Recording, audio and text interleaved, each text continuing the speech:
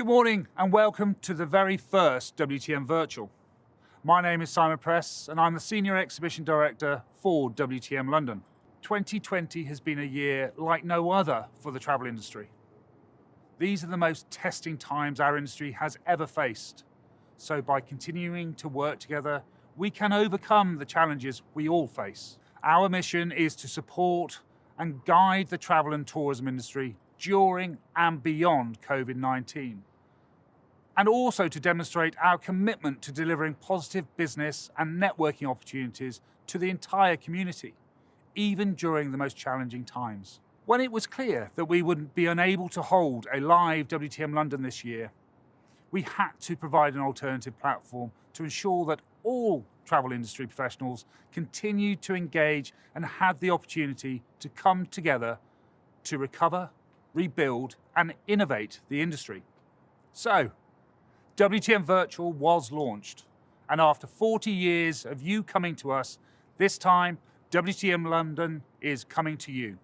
Our industry needs to get back to business, and the next 3 days of WTM Virtual will provide a unique opportunity for travel professionals to reconnect and do business. I'm incredibly pleased to share that we've had a fantastic response from the travel community across the globe. So, a big thank you to you all for your continued support. I'd also like to take this opportunity to thank our premier partner, Andalusia, for their invaluable support, and BBC as the broadcast media sponsor. So, what's in store for you over the next 3 days? Here are some of the high-level sessions to look forward to. On the first day of the show, WTM Virtual will welcome the largest annual gathering of tourism ministers in the world. The UNWTO, WTTC and WTM Ministers Summit will present an opportunity for ministers and leaders to share their experiences and plans to recover in a post-pandemic world for a safer, greener and smarter future for the sector. On day 2, we'll host ITIC Tourism Investment Summit that will help recover businesses and restore travellers' confidence after the COVID-19 pandemic, discussing financial strategies to help the industry recover. WTM Virtual will also welcome Michael O'Leary, CEO of Ryanair Group, and Robin Hayes, CEO of US carrier JetBlue, who will take part in separate aviation updates with highly respected aviation expert John Strickland. We'll also host the Responsible Tourism Programme on the 10th and the 11th. Sessions include topics such as racism in tourism and a better tourism for the future, as well as addressing the impact the global health pandemic has had on our industry. I'm sure WTM Virtual Event will provide you all with a wealth of information, advice and support to cope with the current crisis and your planning for the future. You can find all the details of our conference programme by clicking on the conference sessions in our WTM Virtual platform or accessing our website london.wtm.com. Finally, before we go to the first session, I hope you find our first WTM Virtual event informative, enjoyable and rewarding. I look forward to seeing you in person at WTM London 2021, this time at Excel London. Stay safe and do look after yourself.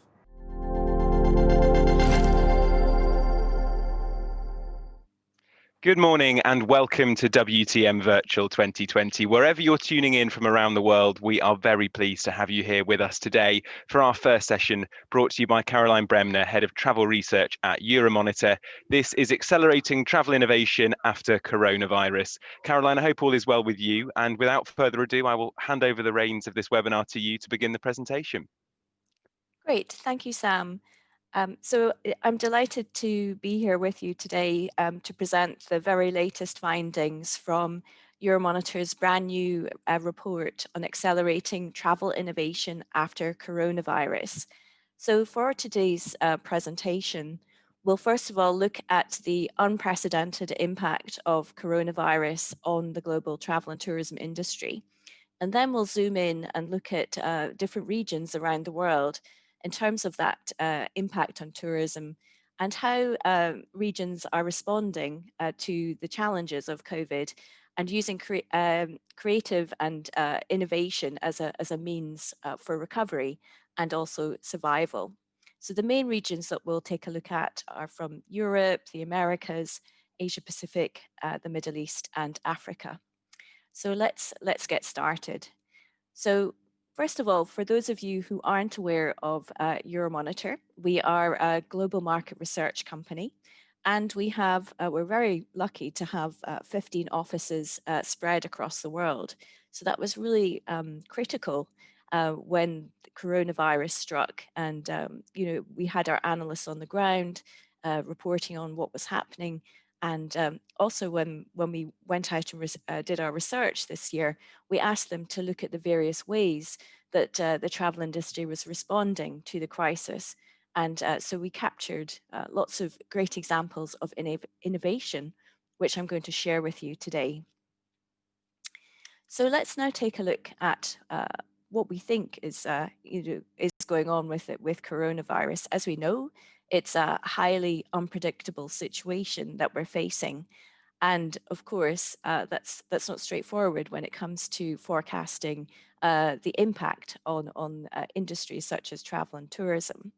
So what we've done is we have travel forecast model, and we have a baseline scenario, and then we have 3 additional pessimistic scenarios for the virus, depending on what happens with how long it lasts, the impact on mortality rates, the infection rates in populations, and then of course that sort of very important next step, which is the economic impact.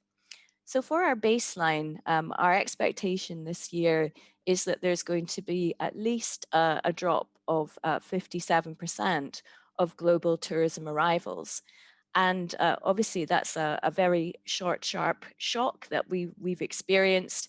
And we've never had these levels of decline globally before. So you're looking at a 10 times worse situation than we saw during the previous crisis of 10 years ago, the great financial crisis. But as I said, things are not straightforward. So we've developed these additional pessimistic scenarios. And so the pessimistic 3 scenario, this is where we would expect a global recession of at least 7-8%, contraction in GDP, and that would have this knock-on impact of at least 60% decline in global tourism. And of course, that would delay the recovery to pre-crisis levels. So instead of, say, recovery within 3 years, which is our baseline scenario, we would be looking at a recovery within 4 or 5 years. So, a lot of this depends and pivots on what happens with the virus. And so that baseline expectation is that there's a vaccine released in the first half of next year, but that could be delayed, and that could be, 2 or 3 years, say to 2023. So there's a lot pending on what happens with the virus, but let's just have a look at how this plays out for our baseline scenario, where we have the different performances of travel categories. We know that every single sector has been heavily impacted. For example, the reports from the airlines with very, very steep drops, particularly in Q2. And of course, we're now facing a second wave in Europe. Some sectors, so airlines we expect will take at least 4 years to recover in that baseline scenario. And then other sectors such as lodging and travel intermediaries could take at least 5 years, and this is on the global level. And of course, there are some sectors that are a little bit more sort of dynamic and expected to rebound quicker. And we definitely see a strong shift to online travel and particularly to mobile travel, which was a growth area for at least the last decade. And we see from our new research that mobile travel sales are expected to rebound the sharpest, growing by at least 20% a year over the next few years. So you see that very strong sort of V shape there. However, when we spoke to travel businesses, this was back in the summer, we asked, do you currently have a mobile app that you know use with your consumers? And only 41% of the travel businesses that we spoke to said that they provide a travel app. So, this is an area that we can see is going to be where recovery will come from the fastest. So definitely a very interesting area to explore further. We also have been talking to businesses about how their consumers are behaving. And so we've been running this survey every quarter, asking consumers how they're feeling about COVID. So, for example, we can see attitudes and behaviors over the short, mid, and also the long term. And what's very interesting is that in the short to mid-term, so for the first 6 months of this year, for another sort of 18 months or 2 years, there's this strong shift to holidays being taken closer to home. And of course, that correlates strongly with reduced international travel. And at least 75% are expected to reduce their international travel over the midterm. So that suggests that 3/4 will return to those types of patterns of behavior. However, what's a little bit more worrying is the 20 odd percent that say that they will not return to those previous travel behavior patterns. And so that's, this permanent shift away from international travel, which then becomes an opportunity for domestic tourism. But also there's that concern about reduced consumer spending, particularly as we see the economic shock of the virus with this global recession that we're facing, and of course the rise in unemployment. However, there have been some positives. So we can see that there's this sort of permanent shift, particularly to how important it is for brands and countries and destinations to treat employees, to treat their residents, and the importance of people. We expect 46% say that the importance of people is expected to remain for the long term. And of course, with reduced international travel, we have reduced carbon emissions. So again, there's this sort of balance that we see with the change in behaviors. When we look at how engaged the travel industry is with the Sustainable Development Goals from the UN and the 2030 Agenda, we can compare the performance of travel businesses versus all the other industries that we have at Euromonitor. And in some places, travel really excels, whether that's to do with SDG 9 on industry innovation and infrastructure, or in terms of sustainable cities and communities. However, there are places where we're underperforming compared to other industries. And equally, we see this sort of slight disconnect between what consumers are really concerned about and how the travel industry is responding. So 64% of consumers that we spoke to globally are worried about climate change. However, only 49% of travel businesses currently engage with climate action. So that's like almost 50%, which is, it's good, but it's not quite aligned with consumer attitudes and priorities. Another area of disconnect is the fact that consumers after coronavirus are expected to be much more engaged and concerned about sustainability, whether that's environmental or the social element. But then when we ask travel businesses, are you going to invest in sustainable products and services over the next 5 years? 42% of them say they're actually going to pause or postpone development in that area. So again, we see the industry and consumers moving in slightly different directions.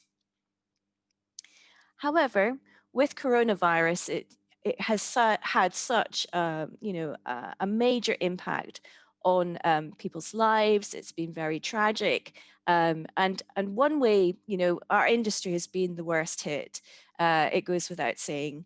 And what we've seen is travel businesses and brands and destinations using innovation as a way out of the crisis.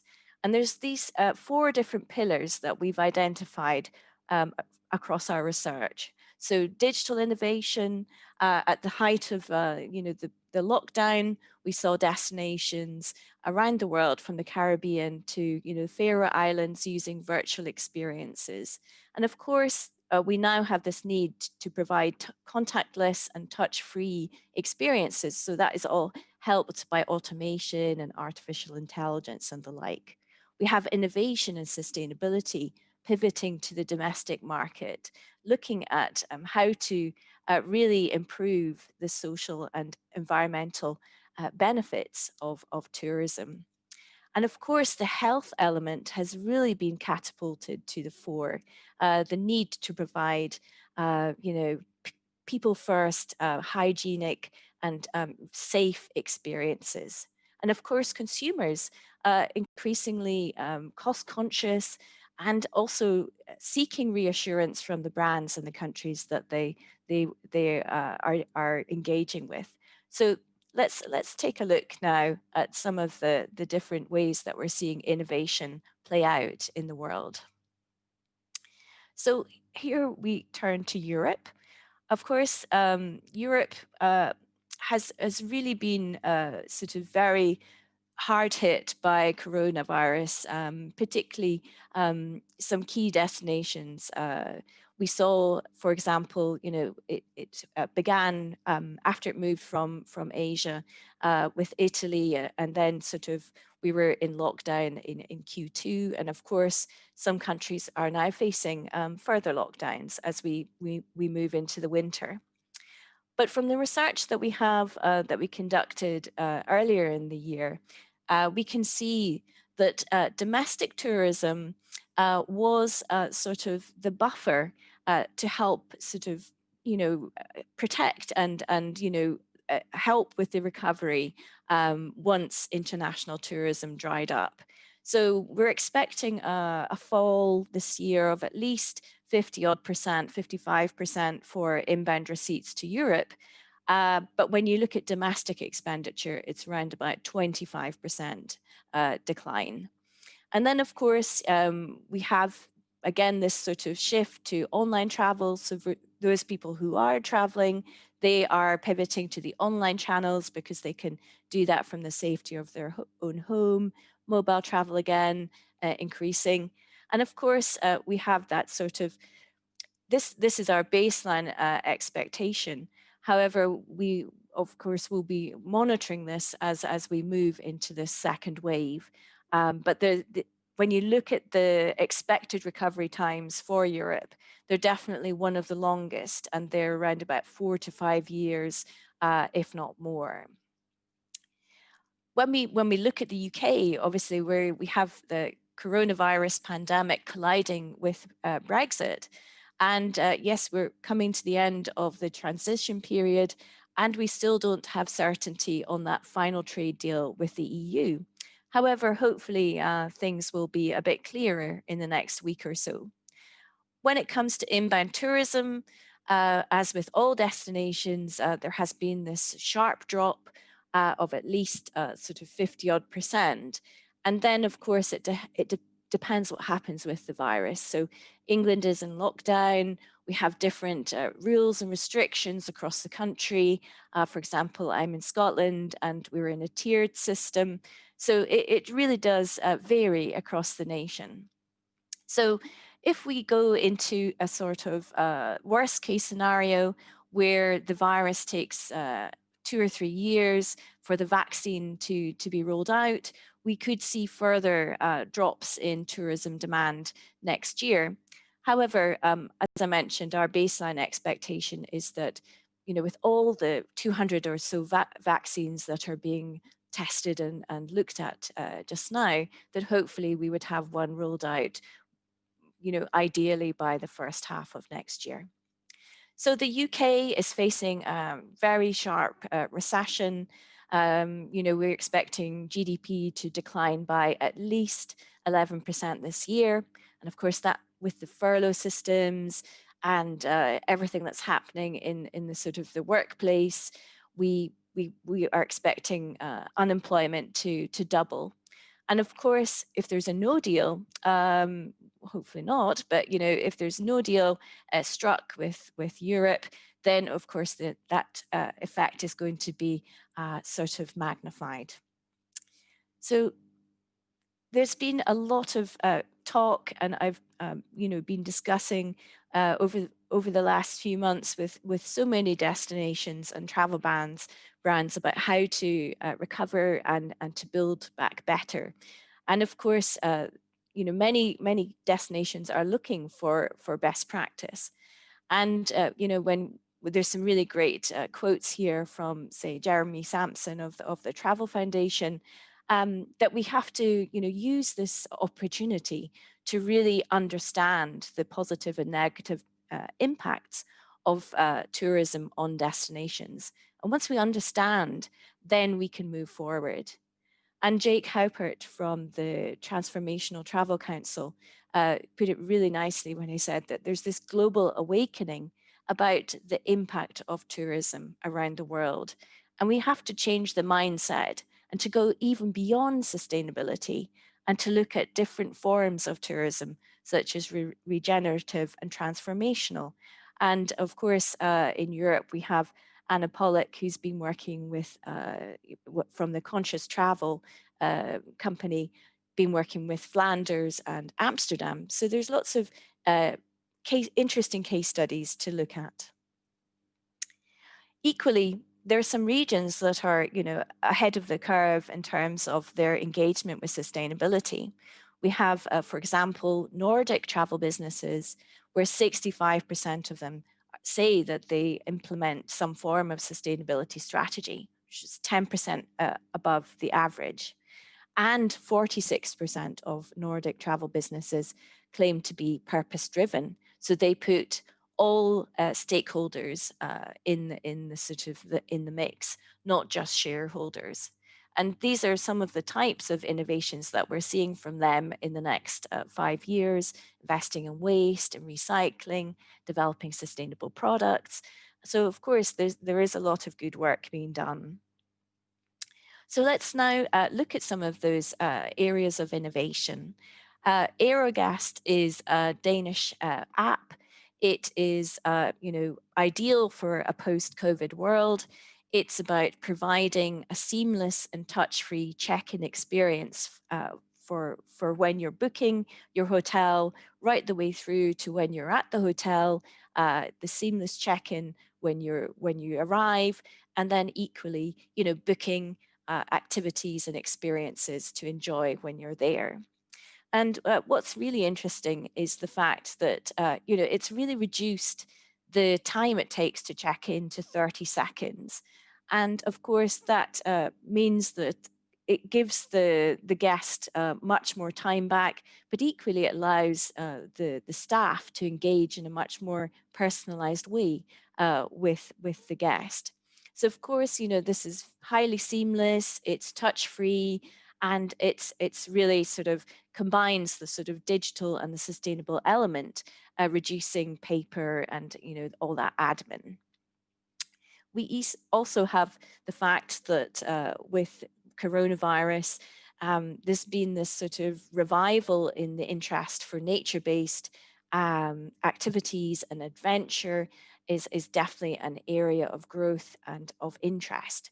So when we looked at the data for nature-based activities and adventure, it went from 51% to 54% of consumers globally saying that they were interested in this.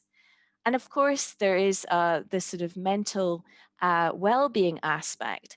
We have, for example, in Scotland, in the Glentress Mountain Biking Centre, that have been working with Napier and developing biking in Scotland, and looking and monitoring the positive impact of nature-based activities on people's well-being. And that's so important for young people, that that they have access to nature and to these types of experience for their own health and wellness. So let's now turn and look at the Americas. So as we know, there's been quite a sort of a lot of focus on the Americas of late with the election and with the new president-elect, Joe Biden. Um, in terms of tourism, we are forecasting drops of at least 60 to 50 odd percent for the likes of Panama, Argentina, the USA, and Peru. So, very sharp drops. But the expectation for the baseline is that there will be a rebound from next year. However, what we are facing is a recession in some of those key markets, such as the US and Canada. So the US, we expect to drop in terms of its economy by 6.5% and Canada by 8%.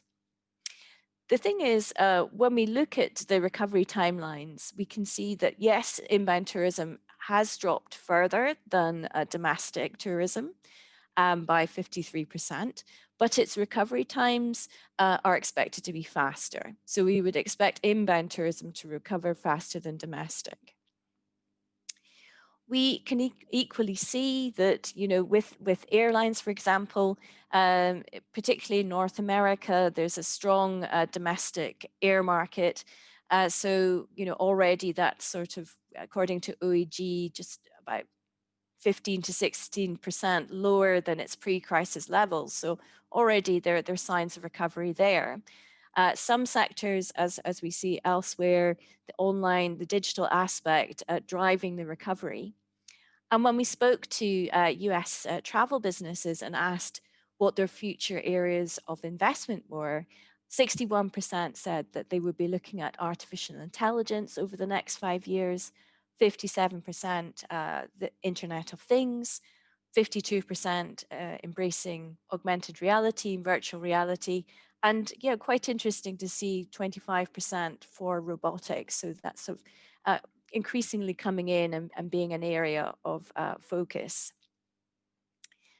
Of course, there has been, again, the need to provide real-time and relevant information through the course of the pandemic as destinations were shut down and then sort of reopened, and it was all about reassuring guests. So in the Dominican Republic, we saw that they launched the COVID RD app, and this is where they were using artificial intelligence and geolocation to build a real-time map of cases and deaths for residents, but also for visitors. And it also included a chatbot, which was really helpful. And of course, it's about providing that level of information and transparent information that's updated regularly to help with that, reassuring and convincing people that it is safe to travel. And we saw with data from the Caribbean Tourism Organization that there was a drop of 65% to the Dominican Republic. But at the same time, 1.7 million trips were still taken. So, this kind of this type of digital tool is so important. Equally, when it comes to innovation, it doesn't have to be all be about big data analytics in the cloud. This idea from Argentina, the Pasaporte Verde, the green passport, is such a simple idea, but it's just so effective. Clear messaging about the importance of empowering people to be aware and track their impact when they're traveling. So it was launched last year, and it's about promoting good travel behavior. So a really simple way, but necessary to help, create greater awareness.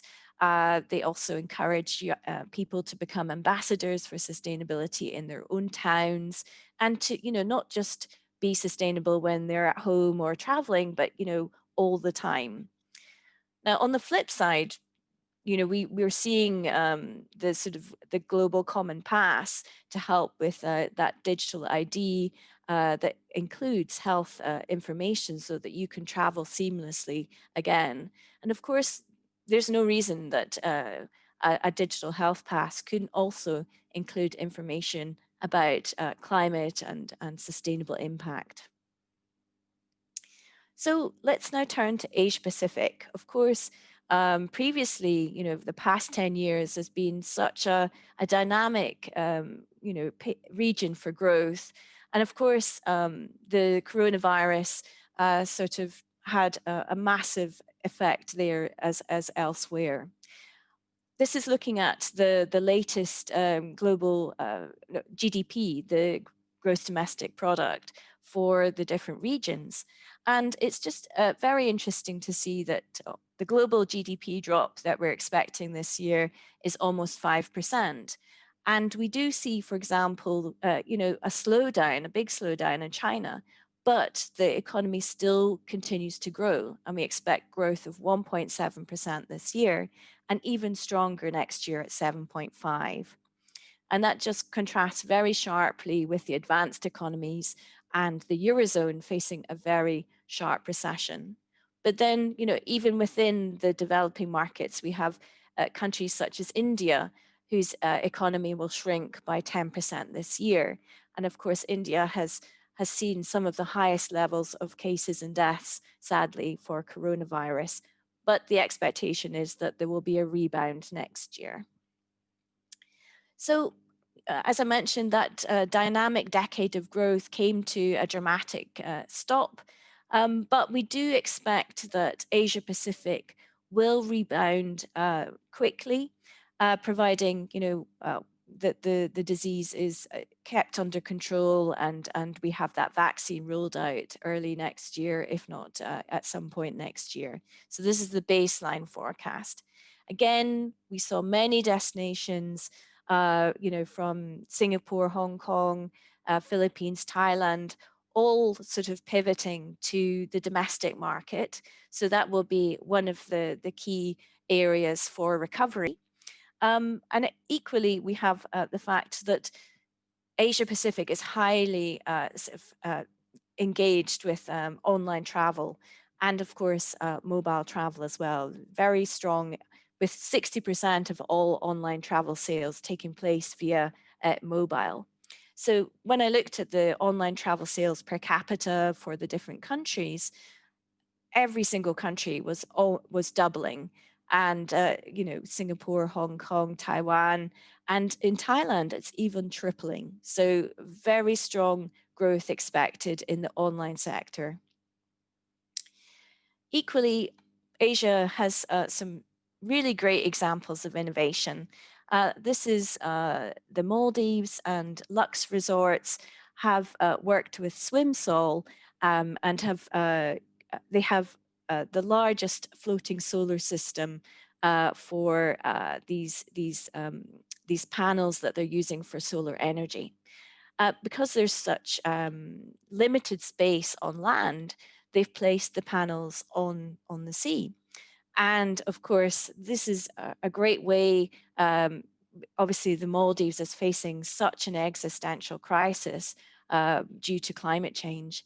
And so, a really interesting way of working with new technology. They've managed to boost the resort's energy capacity by 40%. And of course, at nighttime, they can switch to the grid. And of course, it's integrated with the grid there.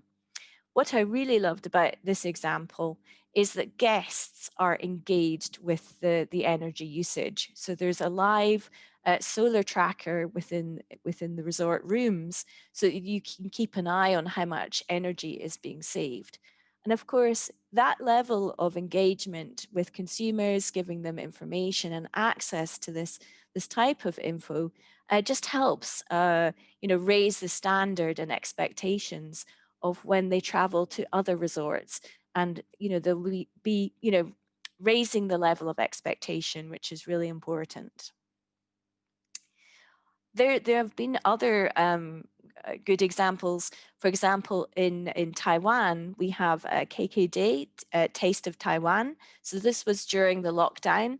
And usually they're selling tours and trips, but during the lockdown they had to be creative and find new ways of generating revenue.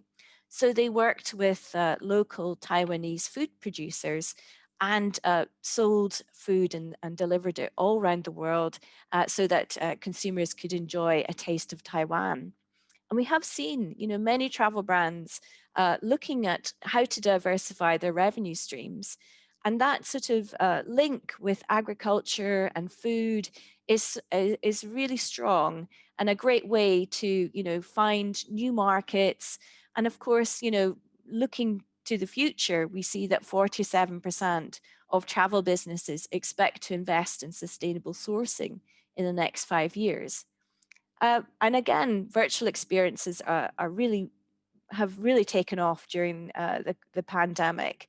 And we have some new research from October saying that 66% of Asia Pacific consumers are expected to remain closer to home and spend more time at home over the short to mid term. So again, creating these food or gastro experiences in the home is resonating well. So let's turn to our last region, which is the Middle East and Africa. So again, as with the other regions that we've talked about today, we see the Middle East and Africa facing some dramatic declines. So overall for the region, at least 50% drop in the baseline. And when we zoom in and look at certain countries, for example, UAE, we expect a decline in visitors of about 70%. And for Saudi Arabia, it's very even more at 80%. And of course, there were many bans and restrictions in place which sort of prevented religious tourism, which is absolutely fundamental to Saudi's inbound tourism market. When it comes to which areas will recover first, our analysts definitely felt that there was stronger recovery potential for the likes of attractions and experiences, and shopping was one of the fastest areas to recover over the next 5 years. And of course, there is this permanent shift that we're seeing to online shopping. So that's going to be a challenge as well for the in-destination shopping activities. When it comes to innovation, this was a trend that we saw play out across the world. But for example, in Dubai, Rove hotels pivoted to the domestic work from home market, partnering with Let's Work, which is a co-sharing company. And for sort of 79 dirham, the guest could have access to high-speed internet, amenities, free drinks, and a sofa bed plus private bathroom. So of course, we have seen this play out, as I mentioned, across the world, looking and sort of working with the local domestic residential market to find alternative revenue streams. And when we looked at the shifts in work and whether people expected to go back to the office in Africa and the Middle East, 72% expect to work permanently from home. So again, that there's this opportunity to look at the work from home market, whether it's virtual experiences or real in-person experiences, which are a lot more sort of shorter in duration to tap into that. And then finally, what we have is in sub-Saharan Africa, new types of business model. So of course, COVID-19 has caused a devastating impact on conservation in Africa. So there's been a major funding crisis with the evaporation of international tourism revenues. Pre-pandemic, we saw that incentivization was becoming more popular, offering wildlife credits to communities in Mozambique or Namibia and Tanzania to communities so that they would dedicate land to wildlife, and then they would monitor the wildlife and the breeding habits. We also have this new business model called Conviva, or convivial conservation, which means living with. And it's moving away from the market-driven business model to offering, for example, a universal conservation income, and having a much more transformational relationship, putting the humans and the wildlife together, which is a really interesting concept that's being pioneered by a university in the Netherlands. And we know that post-COVID, consumers really value nature and wellness. And 29% of consumers we spoke to earlier in the year said that they valued immersive nature experiences. So I'm just going to wrap up with the key findings and key takeaways from our new report. So, last year it was unthinkable that we wouldn't be together at WTM in Excel. Of course, this year has been very tragic. We're now faced with the grim reality of a global recession and potential new waves of the virus. We are moving into the sort of recovery and rebuilding stage of the industry, but it's going forward with stops and starts, which is challenging and obviously very frustrating. However, from the research that we see, the travel businesses and destinations have responded to the global SOS to save the travel industry. They've gone back to first principles. They've embraced creativity and innovation, and they're looking and working together to find ways to future-proof the survival of this industry that we all love. Some of the key tools that are being used are digitalisation, sustainability. That's all been accelerated. And of course, there are some really useful sources and examples that you could look at.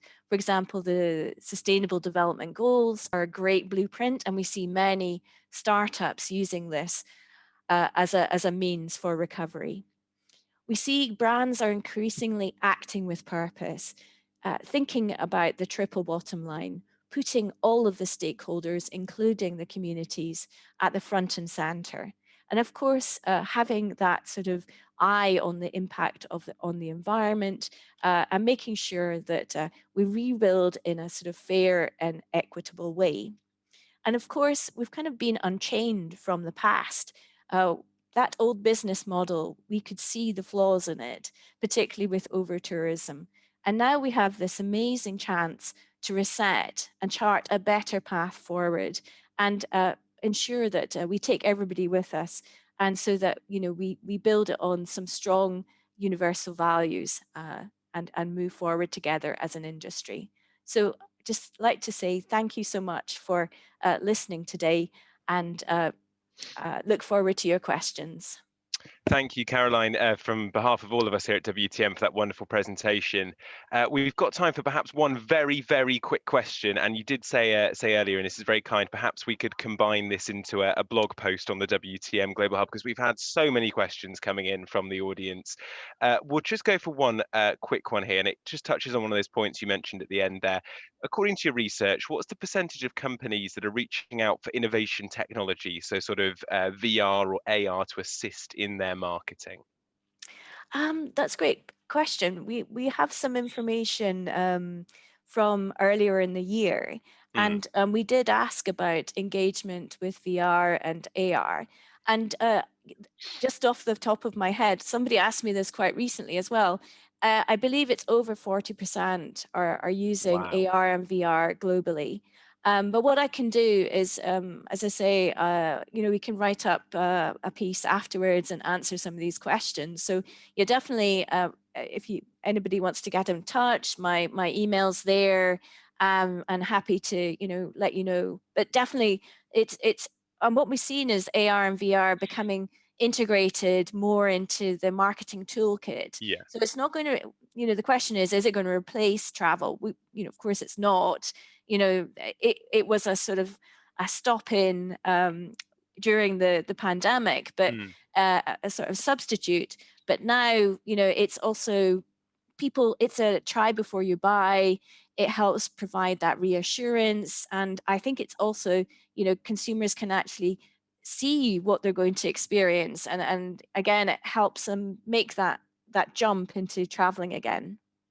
Super. Thank you very much, Caroline, and thank you for your time this morning here as part of WTM Virtual. As I mentioned, hopefully we'll get a chance to answer all of those questions in a blog post that will go up on the WTM Global Hub. So if you are interested in finding out the answers to those questions, just head to the Global Hub website later in the week. Thank you again, though, Caroline, and thank you to all of you who are watching.